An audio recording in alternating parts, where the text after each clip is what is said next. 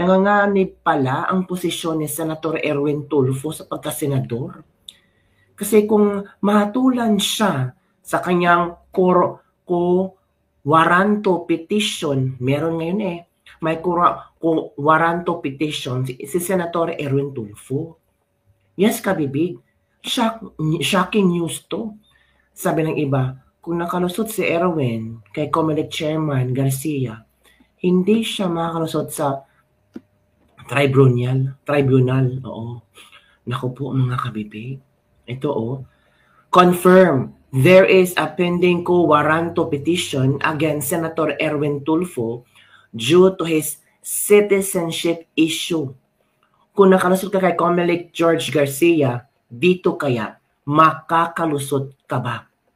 Naku po, so it means nanganganib ang posisyon ni Erwin Tulfo. Nanganganib na matanggal sa pagkasenador itong si Senator Erwin Tulfo. Senator Erwin Tulfo faces ouster case. The Senatorial Electoral Tribunal reveals a pending waranto petition against Senator Erwin Tulfo filed in July 2025 over alleged citizenship issues. Ito pa, basahin natin kung ano ang laman. Malakihan na. Nakita nyo ba? Kita nyo naman. Of course, kabibig. Ito. Number 2, adjudication of election contest. On July 15, 2025, the tribunal received and docketed, docket na pala, a petition for waranto filed by Bertini Cataluna Cosing against Senator Erwin T. Tulfo, primarily on the ground of alleged ineligibility due to citizenship. Kasi siya kabibigha, may ubo kasi ako kaya hindi ko ma-pronounce properly. Ineligibility due to citizenship. The petition is currently pending before the tribunal, with the Secretariat undertaking all appropriate preliminary actions in accordance with established procedures and the tribunal's rules. Naku po, paano yan kabibig? Kung ano kaya ang posibleng maging hatol nito? Yung iba kinakabahan, baka mapatalsik si Erwin Tulfo bilang senador. Yung iba naman confident na hindi mapatalsik si Erwin Tulfo. Yung iba naman sinasabi, ito na ang hinihintay ng maraming galit kay Tulfo na mapatalsik siya. Na posibleng tawag dito itong waranto na final ni Bertini Cataluna Cosing ay posibleng there will be a positive impact or effect sa pagiging senador ni Erwin Tulfo, mga kabibig. Naku po, paano yan kabibig? Parang nakakawindang. Parang ano kaya ang maging reaction ni Erwin Tulfo, mga kabibig, hinggil dito?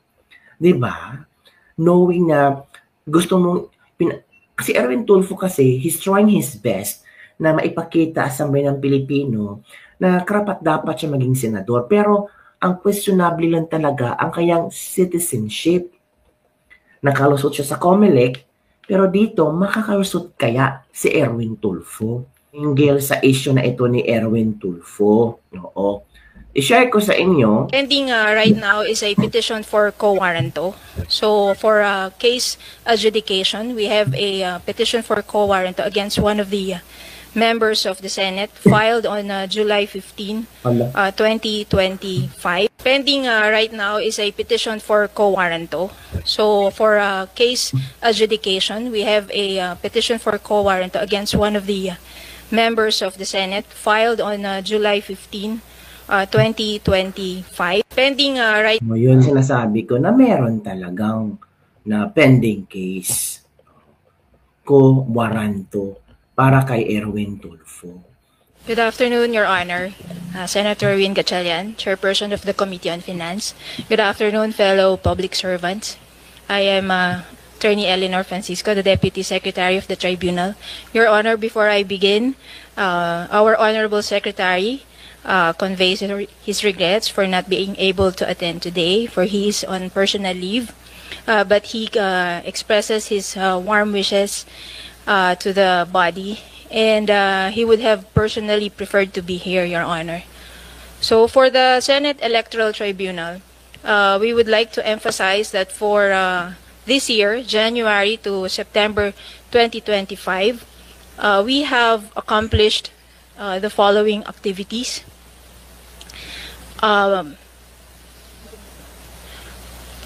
Pending right now is a petition for quo warranto. So for case adjudication, we have a petition for quo warranto against one of the members of the Senate filed on July 15, 2025 on the ground of alleged ineligibility due to citizenship. And then on August 5, 2025, the tribunal appointed a new secretary of the tribunal. And as of September 23, 2025, the following members of the Senate took their oath of office as members of the tribunal. Senators Pia S. Cayetano, Senator Francis Kiko N. Pangilinan, Bam Aquino, and Alan Peter Cayetano. For this year, the tribunal convened and conducted 2 tribunal sessions on August 15 and September 24, 2025. Okay. I would not discuss the other accomplishments of the various service groups of the tribunal, as it will entail a very lengthy discussion. The Senate Electoral Tribunal. No problem, just bend the law to your favor side. May kuranto din ba yung mga ombudsman? May nag-file na ba? Konting bend lang yan, okay na yan. Tapos idaan doon sa ombudsman, i-bend lang ulit, tapos okay na yan.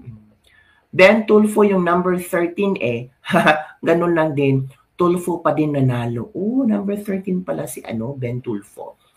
Kaya nga inalis dati sa kabinete kasi nga on the same issue.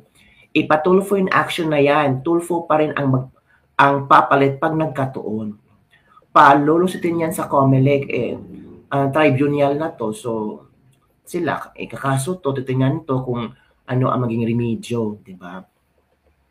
Bibend din yan, matapos na lang 6 years niyan, di pa tapos ang kaso. May bago na naman isisisi kay Digong. Ano ba naman? Something he need to bend the law. Ay hala, si law bender pala to. Alam na ang mangyayari, magtataka ka pa ba sa COMELEC, yung hindi nanalo, nakaupo sa pwesto. Sabi nila, name the price if it's right, from Victor Santiago. Ano ba naman yan? Ben Tulfo, next in line. Sabi ng mga netizen, mga kabibig. So, tingnan nga natin kung ano, si Ben Tulfo nga ba ang susunod in line, number 13. Let's check mga kabibig ha. Si official resource noon. Di ba number 1 si Bongo, 27 million. 7, Soto.